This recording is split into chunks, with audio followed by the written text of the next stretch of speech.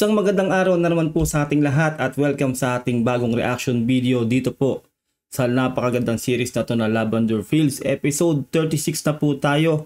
Kung hindi ka pa nakasubscribe sa akin channel, mag-subscribe ka na para ma-update ka kapag naglalabas tayo ng reaction video. Hit the like button kung magugustuhan mo ating reaction video. Siyempre, sobrang excited na tayo lahat no, dito sa bagong episode na to. Kaya simulan na natin to. Let's do this.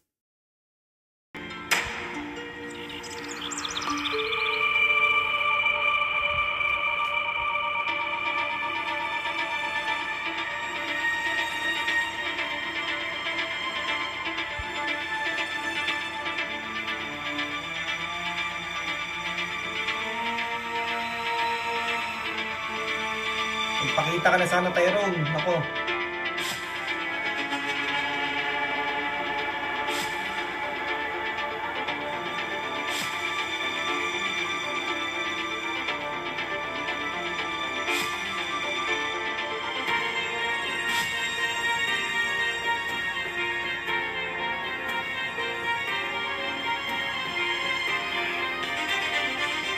I-test mo agad yung sample. Pagkabigay ng pagkabigay niyo, Pascual. Gusto ko malaman ang result asap, ha? Sige.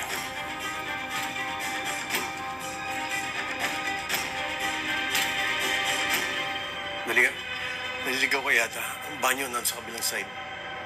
Agent, ano to? Ito, oh. Ito, yung mga Wala kang pakialam dyan. Ano kayong pakialam?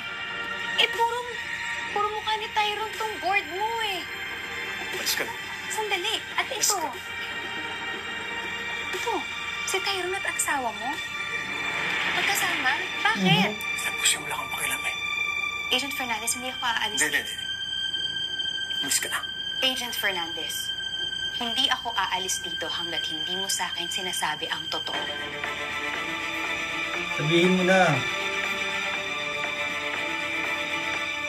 Nakita mo ba yung mga awards ko sa labas? Achievements ko yan sa mga high-profile na kaso na solve ko. Pero bali wala lahat yan. Dahil ang pinakamahalagang kaso, kamatay ng pamilya mo, hindi ko ma-resolve. Alam ko, may kinalaman ang ama ng anak mo. Sa palagay mo, may relasyon sila.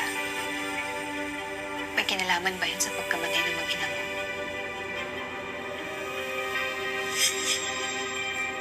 Ito na, backstory.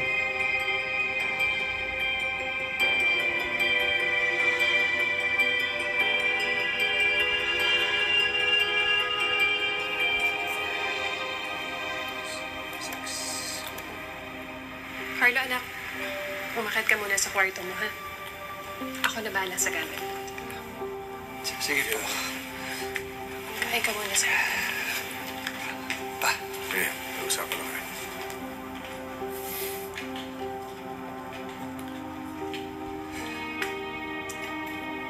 Ivy, ikaw ba walang sasabihin sa akin? Amin sa akin. Sandali. Umalis ka na maaga sa opisina kanina. Nag-half-day ka. Ano to, Sandro? Sandali lang. So parang ang trato mo ngayon sa akin, parang kriminal, ganon. Tapos ano, minaman-manan mo rin ako? Ba't di mo lang ipaliwanag sa akin natin?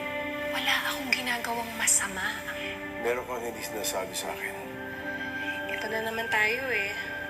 Itong usapan na to, tingin ko wala na itong pupuntahan. Pagod ka, pagod din ako. So pwede, tigilan na natin itong usapan na to. Ulit-ulit na lang tayo. Ivy.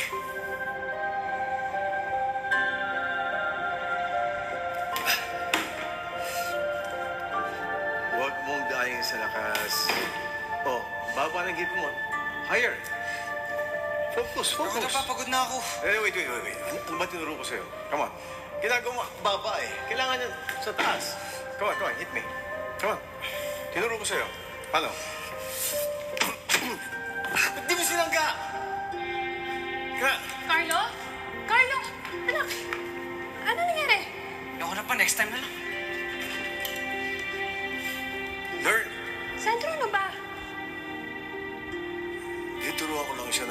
to do it, okay?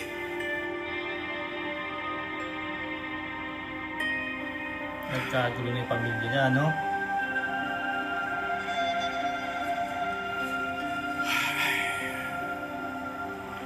Anak, pasensya na kanina. Kamusta ka na? Okay lang yan? Dad, kung gusto niyo po talaga maging okay ako, ayusin niyo po yung sa inyo ni Mami.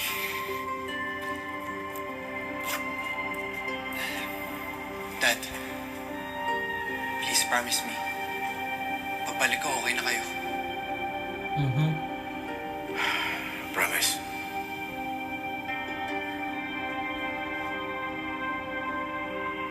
Carlo, anak.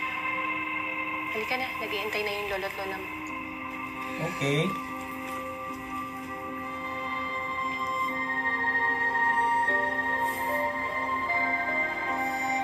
Grabe rin yung respeto ng anak niya sa kanya, eh, no?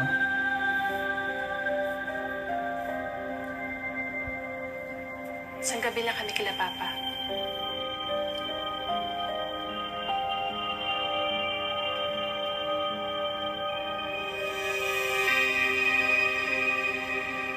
Sandro, maayos din to.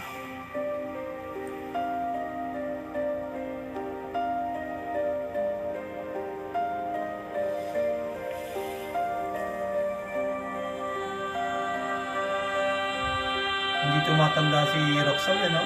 Tumaba lang. Pero ganun pa rin yung mukha niya.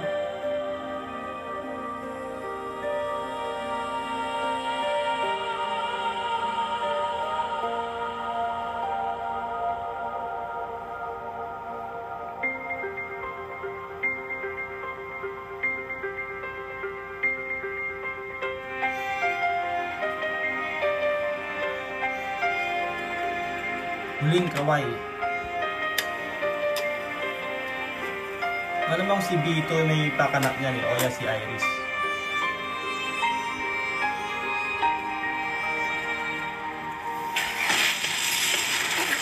Oh, shish! Ayun na nga. Mete! Ivy! Wala! Oh no!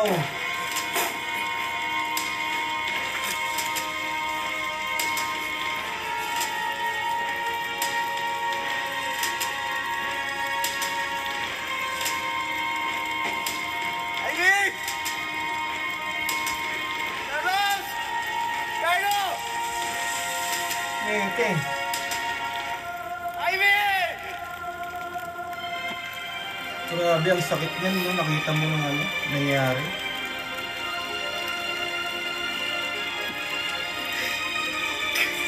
Kaya kailangan magtulungan talaga sila ni, ni Jasmine.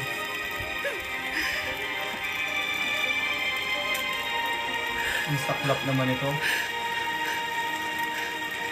Ivy! Carlo!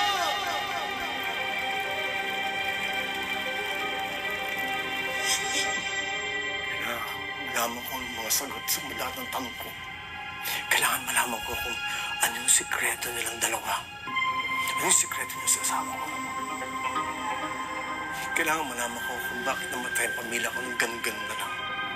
Kailangan malaman ko kung may kinalaman mga pinapide sa pamilya ko, sa nangyari sa pamilya ko.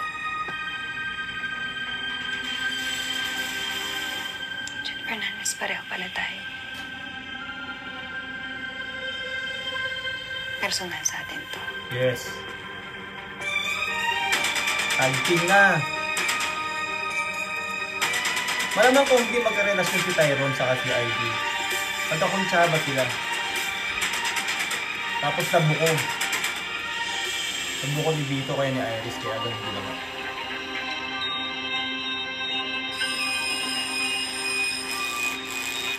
Rest assured that the Magnum Geminis will reach our clients despite the delays. A couple of them are backing out of our deals because of the incident.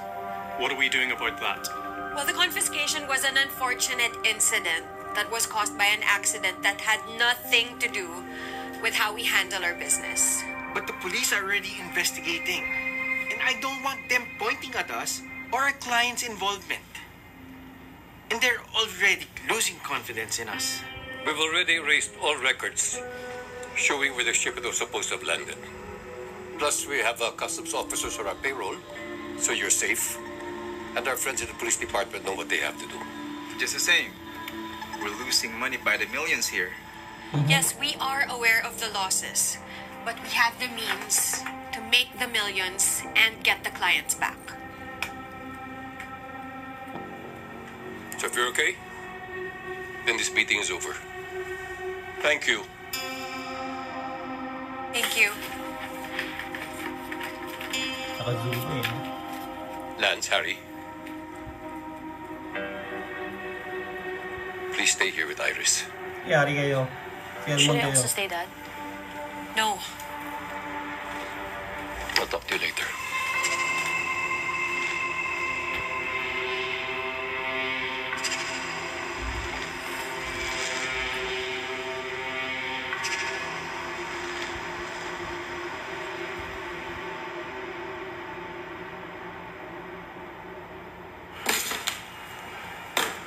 Walang lead kahit ano. Sa laki ng shipment na yon, wala kahit anong document. Hindi alam kung saan pupunta o saan galing. Na nga, sir. Parang may naglinis eh. Parang ginagawa nyo ngayon. Ano nyo ba naisip ang general cleaning today, sir? Ano ba nakainin nyo? At, What? Tuna sandwich? Kaya may salad pa. Healthy living ka na, sir?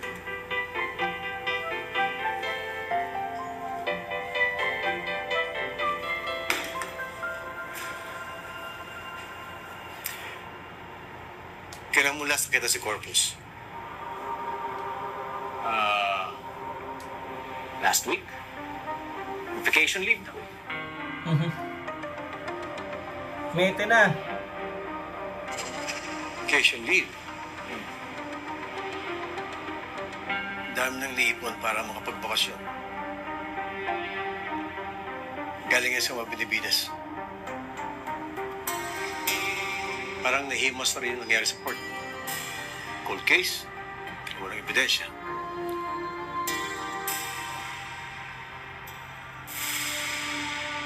Follow up ngayon, DNA test. Sir? Tinuluyan na ni Vito si Superior.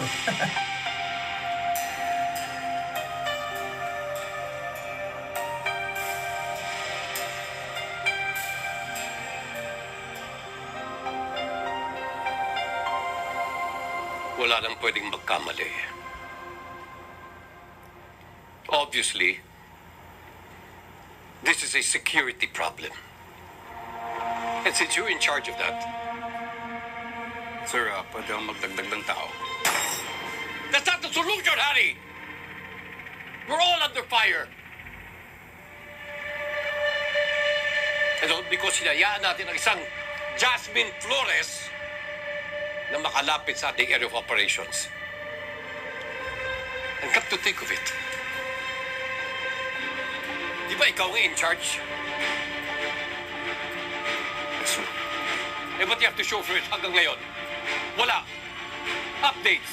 Nothing. Leads. Zero.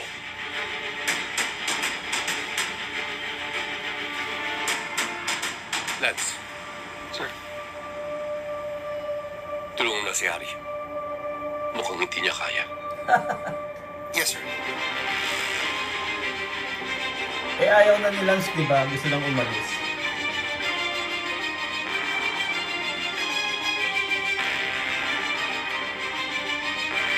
Galit si Vito eh. Millions yung nawala sa kanila eh.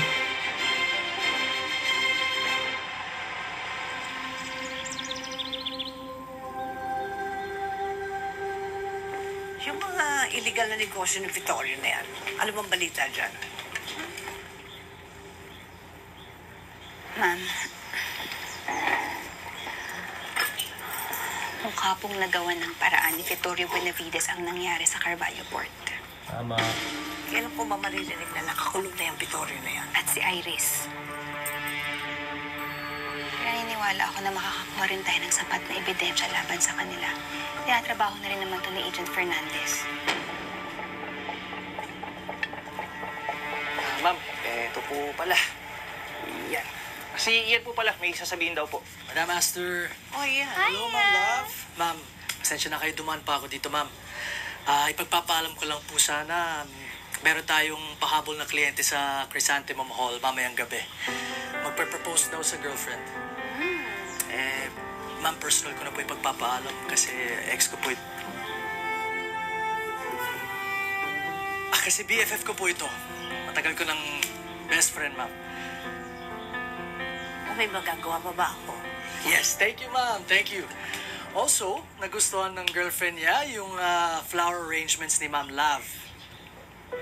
And I'm very proud to announce that fully booked na po tayo for the next 3 months. I posted an event kung saan nag-style si Ma'am Love and everyone's going crazy. They're all requesting for you.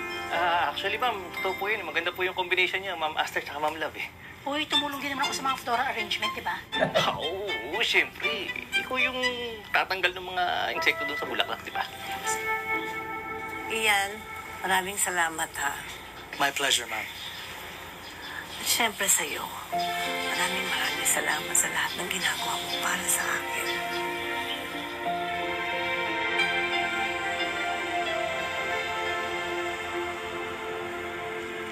Eto na si Junina.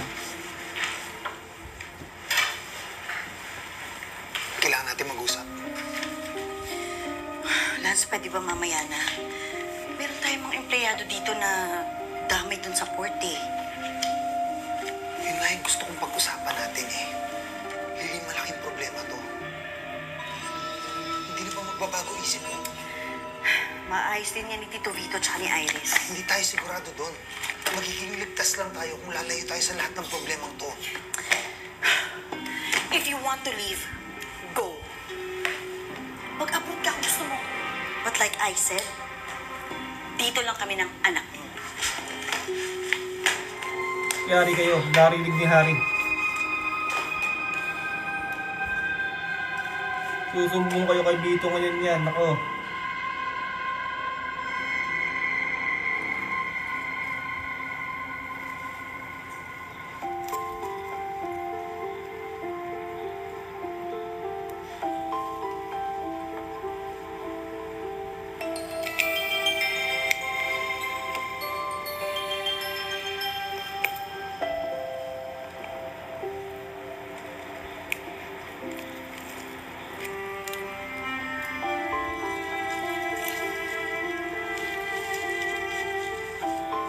Pasensya ka na ha. Inuuhan ko kasi yung mapilit na kliyente natin eh. Gusto niya gawin mo siya ng flower arrangement. Naku, ma'am. Wala akong kaso yun. Bukod sa kailangan talaga na pinagbibigyan natin yung mga loyal na clients natin.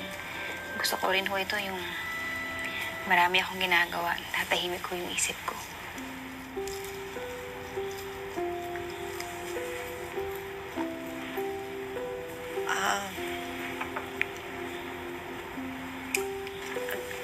Gaano ba katagal yung sa DNA test? Hindi ko ho alam eh. Pero mukhang mabilis na lang ho yun.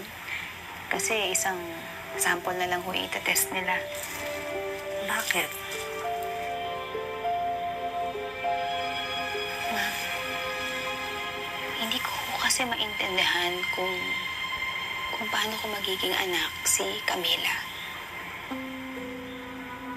Pinag-aralan ko ho silang magkakaibigan eh. Panahon na buntis si Lily, yan din yung panahon na pinagbubuntis ko si Bella.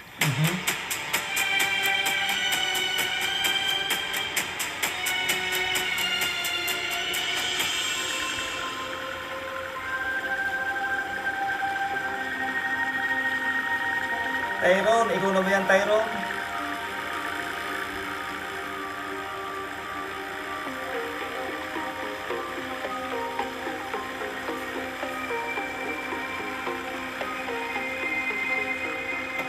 na nga si Tyrone. Nagbangka lang mula China hanggang Pilipinas, no?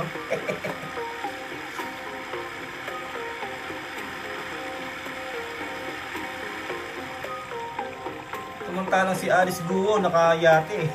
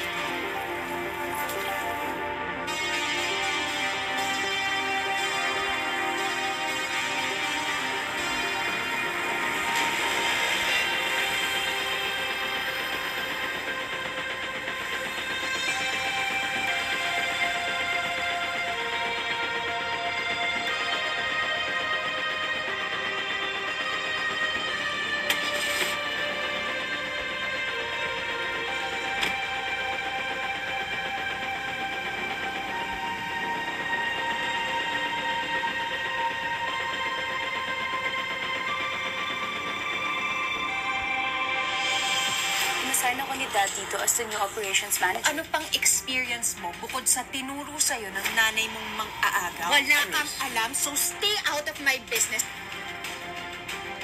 Hindi mo sinabi kay Vera tungkol sa anak. Ito natin pinag-uusapan yung taong patay. May sasabihin ako sa'yo.